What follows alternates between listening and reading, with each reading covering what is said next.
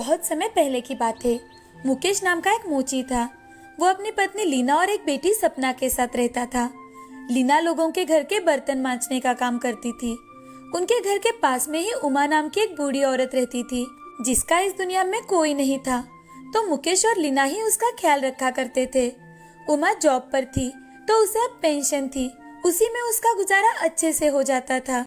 एक दिन मुकेश जल्द ही घर आता है और सो जाता है। लीना घर आकर देखती है तो मुकेश सोया हुआ था। लीना उसे उठाने जाती है तो मुकेश बुखार से तप रहा था।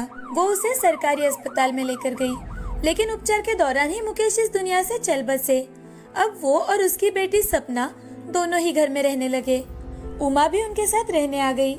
लीना और सपना उमा का अच्छे से ख्याल रखते थे। दिन गुजरते गए। सपना अब बड़ी हो चुकी थी। लीना काम पर जाती तो सपना घर के सारे काम करती और साथ ही उमा का ख्याल भी रखा करती थी। बेटा, मुझे लगता है अब मेरा समय पास आ गया है। अपना और अपनी माँ का ख्याल रखना। और हाँ, मैं तुम्हें एक बात बताना चाहती हूँ। सपना, इस घर में एक पुराना। बोलते बोलते ही उमा की सांस थम जाती है। सपना को उमा की कोई बात समझ में नहीं आती। उमा के जाने के बाद लीना और सपना दोनों मिलकर उसका अंतिम संस्कार करवाते हैं। अब वो दोनों बहुत ही दुखी थी। पहले मुकेश और अब उमा भी उन्हें छोड़कर इस दुनिया से चल बसी थी। अब लीना सपना की शादी के बारे में सोचने लगी। लीना गरीब तो थी, लेकिन उसकी बेटी सुंदर के साथ साथ पढ़ी लिखी भी थी, तो सपना के लिए अच्छे अच्छे रिश्ते आने लगे थे। लेकिन पैसों पर बात आकर फिसल जाती थी। अब लीना मन ही मन, सपना की शादी की उम्र हो चुकी है, उसके लिए अच्छे अच्छे रिश्ते भी आने लगे हैं, लेकिन हम गरीब हैं, तो अमीर लोग हमसे रिश्ता नहीं करना चाहते।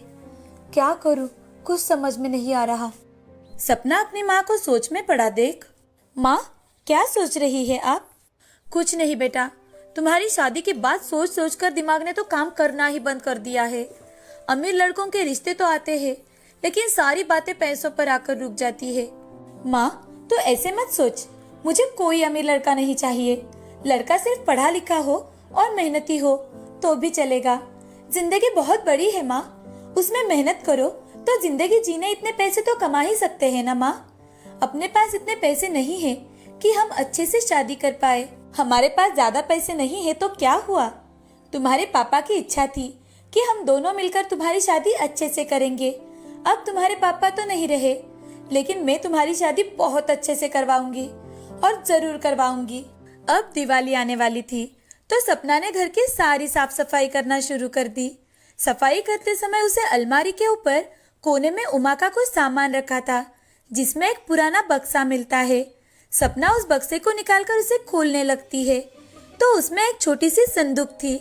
उसे खोलते खोलते सपना मन ही मन, शायद उमा दादी इस संदूक के बारे में तो कुछ नहीं कहना चाहती थी, लेकिन ये संदूक खुल क्यों नहीं रहा? इसमें ऐसा क्या हो सकता है? सपना सोच में पड़ जाती है। वो कुछ सोच ही रही थी, तभी लीना अपने काम खत्म कर घर आ जाती है। वो सपना से, सपना, ये क्या है बेटा? ये संदूक तुम्हें कहाँ से मिला और इसमें क्या है? माँ, ये संदूक मुझे अलमारी के ऊपर साफ सफाई करते वक्त मिला। उमा दादी के सामान के पास था, लेकिन ये खुल ही नहीं रहा। न जाने कैसे खुलता है ये। दोनों सोच ही रहे थे कि अचानक से संदूक अपने आप खुल गई। संदूक के अंदर चमचमाती सोने की साड़ी थी।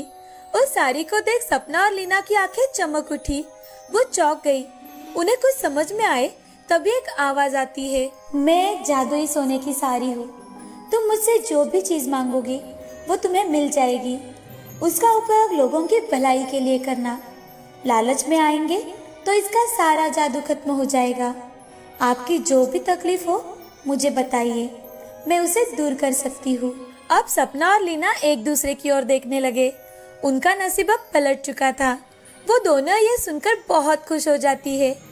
सपना जो भी चीज उस सोने की साड़ी से मांगती वो उन्हें तुरंत ही मिल जाती थी। धीरे धीरे लीना और सपना के सारे दुख दूर हो जाते हैं। अब उन्होंने रहने के लिए एक नया अच्छा घर बनाया। सपना के लिए अमीर लोगों के रिश्ते आने लगे थे। जादुई सोने की साड़ी आने के कारण हमारी सारी मुश्किलें आसान हो गई है। अब मेरी मन की इच्छा भी पूरी होगी। मैं सपना के लिए अच्छा सा लड़का देखूंगी। कुछ ही दिनों में अच्छा सा लड़का देखकर लीना ने सपना की शादी करवा दी। प्रथम एक सच्चा, मेहनती और ईमानदार लड़का था। शादी के 2-3 साल बीत जाने के बाद सपना ने प्रथम को सारी बातें बता दी। ये सुनकर प्रथम, अरे सपना, ये तो बहुत अच्छी बात है। हम तो इससे बहुत लोगों की मदद कर सकते हैं। अब भगवान की कृपा से हमारे पास कुछ भी कमी नहीं है। इस जादुई सोने की साड़ी से हमें जो भी मिलेगा हम सब गरीबों में बांट देंगे। इतना ही क्यों ना, हम उसके साथ साथ अनाथ बच्चों के लिए ऐसा आश्रम भी बनवा सकते हैं जहां उन्हें अपने माँ पिता की कोई कमी न हो। प्रथम की बातें सुनकर सपना और लीना की आंखों में आंसू आ गए। हाँ, हमने गरीबी के दिन देखे हैं। तो वक्त की रोटी कमाने के लिए भी बड़ी मेहनत करनी पड़ती है, लेकिन फिर भी कुछ मिलता है, कुछ नहीं मिलता। मेरे पिताजी की जान भी इसी कारण गई है, और अगर हमारे कारण कोई 2 वक्त की रोटी खा सके, इससे अच्छी बात क्या हो सकती है। उसके बाद से सपना जो कुछ भी जादुई साड़ी से मांगती, वो सब कुछ जरूरतमंद में दे दिया करते थे। लीना, सपना, सपना के सास ससुर और प्रथम हंसी खुशी एक ही घर में एक ही साथ रहने लगे। सपना के सारे सपने पूरे हो चुके थे।